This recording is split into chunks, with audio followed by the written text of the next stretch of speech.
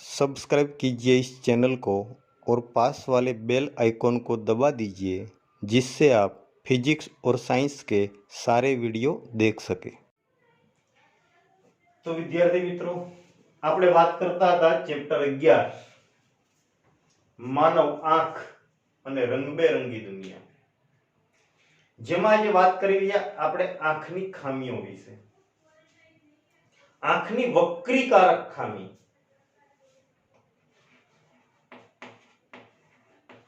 આંખની વક્રીકારક, વક્રીકારક ન લખવું હોય તો પ્રત્યાવર્તન,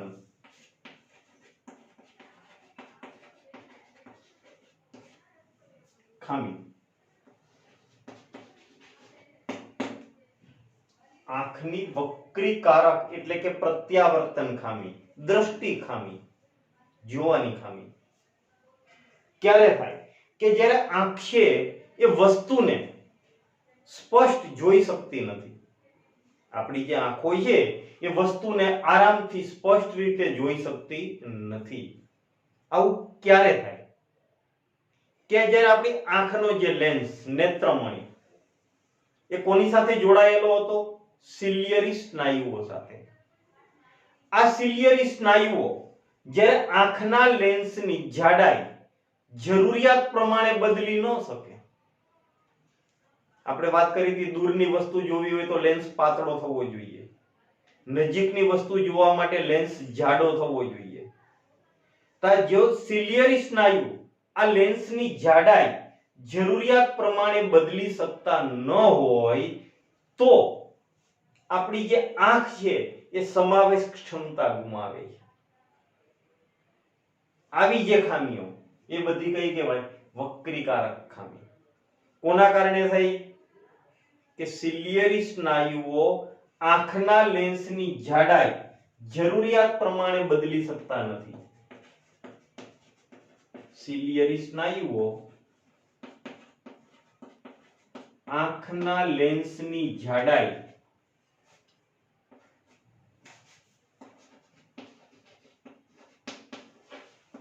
જરૂરિયાત પ્રમાણે બદલી શકતા નથી। ત્યારે આંખ શું કરે છે? તો એની સમાવેશ ક્ષમતા ગુમાવે છે।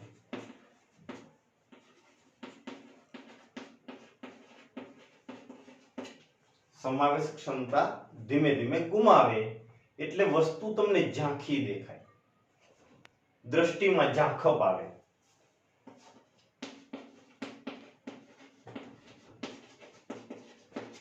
આવી ખામી એ કઈ કહેવાય?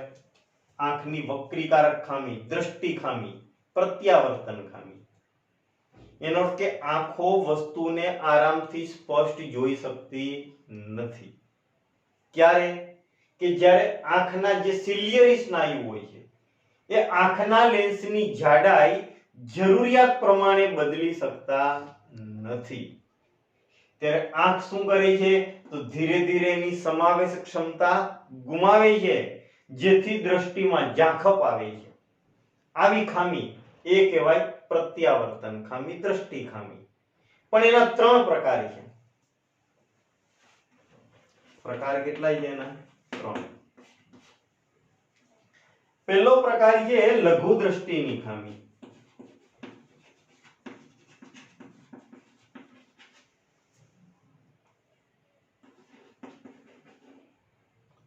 બીજો છે ગુરુ દ્રષ્ટિની ખામી।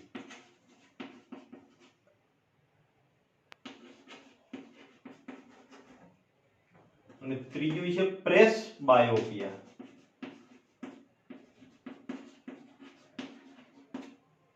લઘુ દ્રષ્ટિની ખામી, ગુરુ દ્રષ્ટિની ખામી અને પ્રેસ બાયોપિયા। લઘુ દ્રષ્ટિની ખામીનું બીજું નામ છે માયોપિયા।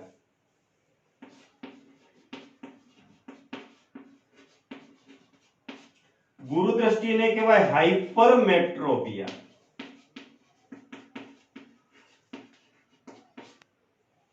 માયોપિયા, હાઇપરમેટ્રોપિયા અને પ્રેસ બાયોપિયા, આંખની ત્રણ પ્રકારની ખામી હોય છે જેની આપણે ચર્ચા કરવી છે।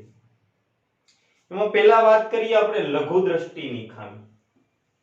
કોની વાત કરવી છે? લઘુ દ્રષ્ટિની ખામી।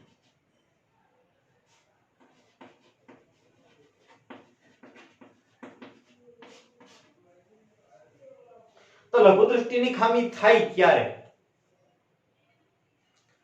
તો જ્યારે લેન્સની વક્રતા વધારે હોય. એના કારણની વાત કરીએ તો પહેલું કારણ શું છે? લેન્સની વક્રતા વધારે હોય.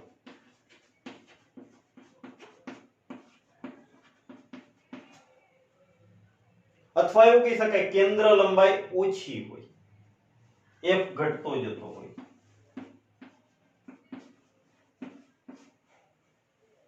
અને બીજું છે આંખનો ડોળો લાંબો થાય. આંખનો ડોળો લાંબો થવો. આંખનો ડોળો લાંબો થવાથી શું થાય? તો નેત્ર પટલ અને નેત્રમણિ વચ્ચે અંતર વધી જાય. આંખનો જે લેન્સ નેત્રમણિ અને નેત્રપટલ વચ્ચેનું અંતર વધી જાય. તો મુખ્ય બે કારણ છે જેનાથી તમારે લઘુદ્રષ્ટિની ખામી થાય છે. એક તો લેન્સની વક્રતા વધારે છે અને બીજું આંખનો ડોળો લાંબો થાય છે. તો આ લઘુદ્રષ્ટિની ખામીમાં શું થાય? એને દૂરની વસ્તુ અસ્પષ્ટ દેખાય, નજીકની વસ્તુ સ્પષ્ટ દેખાય. દૂરની વસ્તુ કેવી દેખાય? અસ્પષ્ટ. જ્યારે નજીકની વસ્તુ સ્પષ્ટ દેખાય. આપણે આંખની આકૃતિ દોરવી હોય તો મેં કીધું તો હવે આખી આંખ દોરવાની જરૂર ન હોય, માત્ર વર્તુળ દોરી દેવાનું.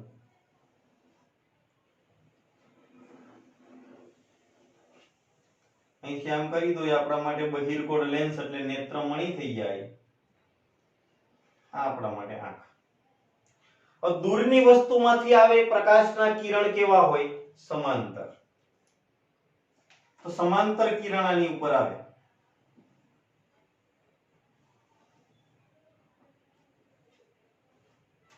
અહીંથી વક્રીભવન થઈ અને પ્રતિબિંબ ક્યાં પડવું જોઈએ?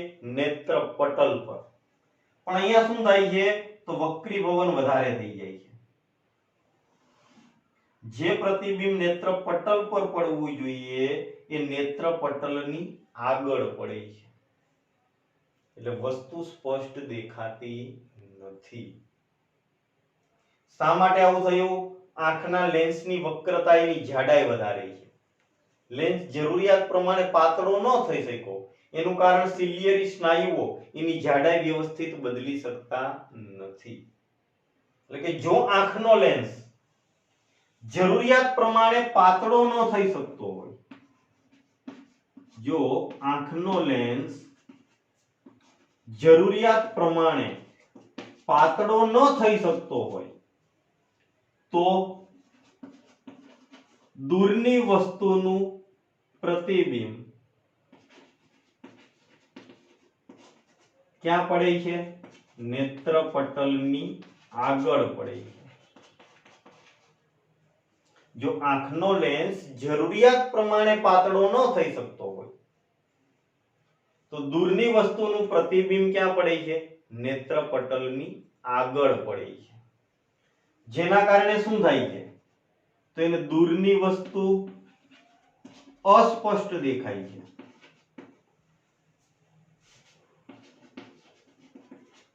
અને નજીકની વસ્તુ સ્પષ્ટ દેખાય છે. દૂરની અસ્પષ્ટ દેખાય પણ નજીકની કેવી દેખાય છે? સ્પષ્ટ દેખાય છે. તો આવી જે ખામી એને શું કહેવાય? લઘુદ્રષ્ટિની ખામી. કોના કારણે થઈ? આંખનો લેન્સ પાતળો થઈ શકતો નથી. તો એનો અર્થ કે એને ખામીનું નિવારણ કરવું હોય તો શું કરવું? આમ તો આપણે આગળ વાત કરી હતી કે સામાન્ય દ્રષ્ટિ ધરાવતી વ્યક્તિ કેટલા અંતરની વસ્તુ જોઈ શકે?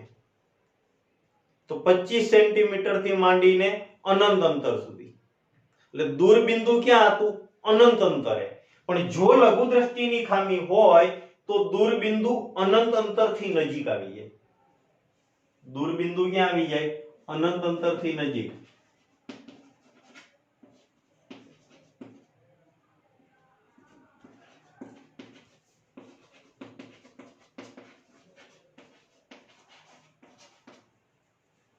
આ ખામીનું નિવારણ કરવા શું કરવું?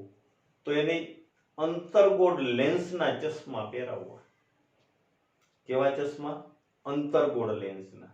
કેમ કે લેન્સ પાતળો નહોતો થતો એટલે આ ખામી થઈ. લેન્સ પાતળો નથી થતો તો એને પાતળા લેન્સના ચશ્મા પહેરવવા. પાતળા એટલે વચ્ચેથી પાતળા.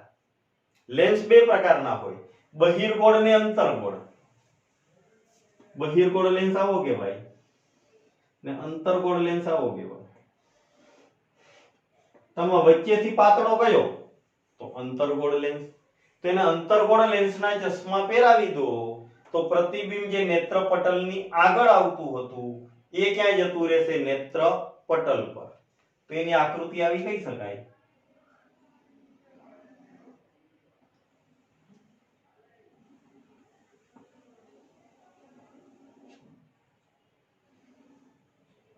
આપણા માટે આંખ. આગળ શું કરી દઈએ? હવે અંતર્ગોળ લેન્સ મૂકી દઈએ. તો હવે જે દૂરની વસ્તુમાંથી કિરણ આવતા હતા સમાંતર, એ વક્રીભવન પામીને ક્યાં ભેગા થશે? નેત્રપટલ પર. તો હવે એને વસ્તુ સ્પષ્ટ દેખાય. તો એનો અર્થ કે આનું નિવારણ કરવા શું કરવું? તો કે યોગ્ય કેન્દ્ર લંબાઈ વાળા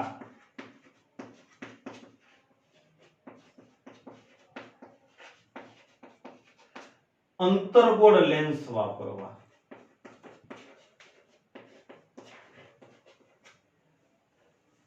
કેવા?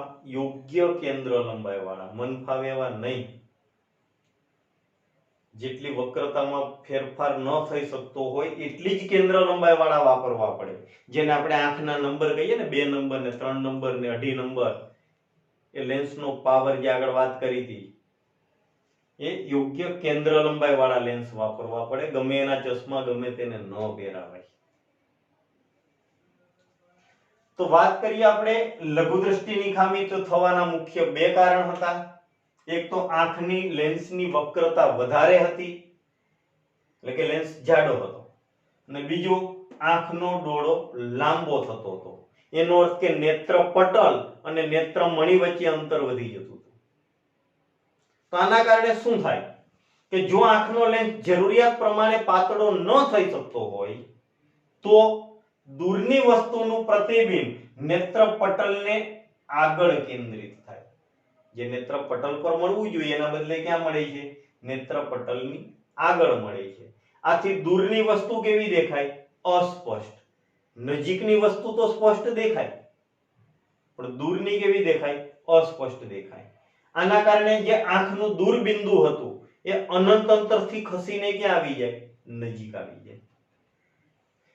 આનું નિવારણ કરવા શું કરવું? તો કે યોગ્ય કેન્દ્ર લંબાઈ વાળા અંતર્ગોળ લેન્સ વાપરવા. આ કોની વાત કરી આપણે? લઘુ દ્રષ્ટિની ખામી, માયોપિયા. હવે આ જ વસ્તુ તમે ઉલટી કરો એટલે ગુરુ દ્રષ્ટિની ખામી બની જાય. કેવી રીતે? તો એની અંદર કારણમાં શું થઈ જશે? લેન્સની વક્રતા વધારે હતી એ કેવી થઈ જશે? ઓછી. આ વિરોધી શબ્દ કરવાના. લેન્સની વક્રતા ઓછી હોય અથવા એવું કહેવાય કેન્દ્ર લંબાઈ વધારે હોય. આંખનો ડોળો લાંબો હતો એ કેવો થાય? ટૂંકો થાય, નાનો થાય. એનો અર્થ કે નેત્રપટલ ને નેત્રમણિ વચ્ચે અંતર ઘટી જાય. આમાં જો લેન્સ જરૂરિયાત પ્રમાણે પાતળો ન થઈ શકે, ત્યાં શું લખવાનું? જાડો ન થઈ શકતો હોય તો નજીકની વસ્તુનું પ્રતિબિંબ નેત્રપટલની પાછળ રચાય છે. જે આગળ રચાતું હતું એ ક્યાં આવી જાય? નેત્રપટલની પાછળ રચાય. જેના કારણે નજીકની વસ્તુ કેવી દેખાશે? અસ્પષ્ટ. પણ દૂરની વસ્તુ કેવી દેખાશે? સ્પષ્ટ. આંખનું નજીક બિંદુ હતું એ 25 સેમી કરતા કેવું જશે? દૂર. અનંત અંતરથી નજીક આવ્યું તો પેલું નજીકથી ક્યાં જશે? દૂર જશે. એના નિવારણ માટે શું કરવું? તો યોગ્ય કેન્દ્ર લંબાઈ વાળા બહિર્ગોળ લેન્સ વાપરવા. ટોટલ વર્ણન લઘુ દ્રષ્ટિ કરતા ઉલટું કરી દેવાનું. આકૃતિમાં શું ફરક પડે? તો લઘુ દ્રષ્ટિની આકૃતિ દોરવી હોય તો આ જ આંખની જે આકૃતિ છે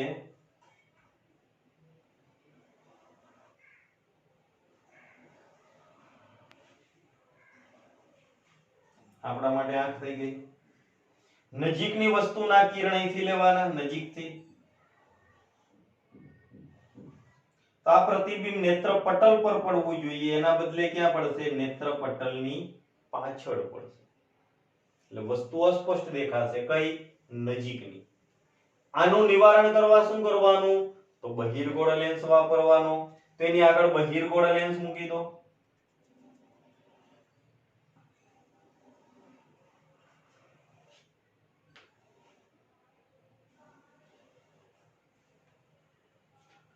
બહિર્ગોળ લેન્સ યોગ્ય કેન્દ્ર લંબાઈ વાળો. તો હવે જે કિરણ હતા એ ક્યાં ભેગા થઈ જશે? નેત્ર પટલ પર. તો આ આકૃતિ કોના માટે હતી? લઘુ દ્રષ્ટિ માટે. આ આકૃતિ કોની થઈ જાય? ગુરુ દ્રષ્ટિ માટે. વર્ણન ટોટલી લઘુ દ્રષ્ટિ કરતા ઉલટું વર્ણન. લઘુ દ્રષ્ટિનું વર્ણન લખ્યું છે એ જ વર્ણન ફરીવાર ગુરુ દ્રષ્ટિ માટે તમને જણાવું. તો કારણ બે હતા, લેન્સની વક્રતા ઓછી થવી અને આંખનો ડોળો ટૂંકો થવો. જો આંખનો લેન્સ જરૂરિયાત પ્રમાણે જાડો ન થઈ શકતો હોય તો નજીકની વસ્તુનું પ્રતિબિંબ નેત્રપટલની પાછળ રચાય છે. આથી નજીકની વસ્તુ અસ્પષ્ટ દેખાય છે, જ્યારે દૂરની વસ્તુ સ્પષ્ટ દેખાય છે. આથી આંખનું નજીક બિંદુ 25 સેમી અંતરથી દૂર ખસે છે. નિવારણ તો તેના નિવારણ માટે યોગ્ય કેન્દ્ર લંબાઈ વાળા બહિર્ગોળ લેન્સ વપરાય છે. તો પરીક્ષામાં તફાવત પૂછે લઘુ દ્રષ્ટિની ખામી અને ગુરુ દ્રષ્ટિની ખામી, તો ઘણા બધા મુદ્દા બની જાય. બે મુદ્દા તો આમાંથી જ બની જાય કે લઘુ દ્રષ્ટિની ખામીમાં આંખના લેન્સની વક્રતા વધારે હોય છે, તો ગુરુ દ્રષ્ટિમાં ઓછી. લઘુ દ્રષ્ટિમાં આંખનો ડોળો લાંબો થાય છે, પેલામાં ટૂંકો થાય છે. લઘુ દ્રષ્ટિની ખામીમાં દૂરની વસ્તુનું પ્રતિબિંબ નેત્રપટલની આગળ રચાય છે. ગુરુ દ્રષ્ટિની ખામીમાં નજીકની વસ્તુનું પ્રતિબિંબ નેત્રપટલની પાછળ રચાય છે. લઘુ દ્રષ્ટિની ખામીમાં દૂરની વસ્તુ અસ્પષ્ટ દેખાય છે, જ્યારે નજીકની વસ્તુ સ્પષ્ટ દેખાય છે. ગુરુ દ્રષ્ટિની ખામીમાં નજીકની વસ્તુ અસ્પષ્ટ દેખાય છે, જ્યારે દૂરની વસ્તુ સ્પષ્ટ દેખાય છે. લઘુ દ્રષ્ટિની ખામીના નિવારણ માટે યોગ્ય કેન્દ્ર લંબાઈ વાળો અંતર્ગોળ લેન્સ વપરાય છે, તો પહેલામાં બહિર્ગોળ લેન્સ વપરાય છે. એટલે ઘણા મુદ્દા બનાવી શકાય. તો બે ખામીની વાત કરી આપણે, લઘુ દ્રષ્ટિની ખામી અને ગુરુ દ્રષ્ટિની ખામી. ત્રીજી છે પ્રેસ બાયોપિયા, પણ એ પછી આપણે ચર્ચા કરીશું. ફરી એક વખત જણાવી દઉં, વાત કોની કરી આપણે? દ્રષ્ટિ ખામી. ક્યારે થઈ હતી? કે આંખ વસ્તુને આરામથી સ્પષ્ટ જોઈ શકતી નથી, જેથી સિલિયરી સ્નાયુ હોય છે એ લેન્સની જાડાઈ જરૂરિયાત પ્રમાણે બદલી શકતા નથી. આથી શું થાય? તો આંખ એની સમાવેશ ક્ષમતા ગુમાવે છે અને દ્રષ્ટિમાં ઝાંખપ આવે છે, એટલે દ્રષ્ટિ ખામી ઉદ્ભવે. જેના 3 પ્રકાર કીધા, એમાંથી 2 આજે ભણ્યા, એક બાકી.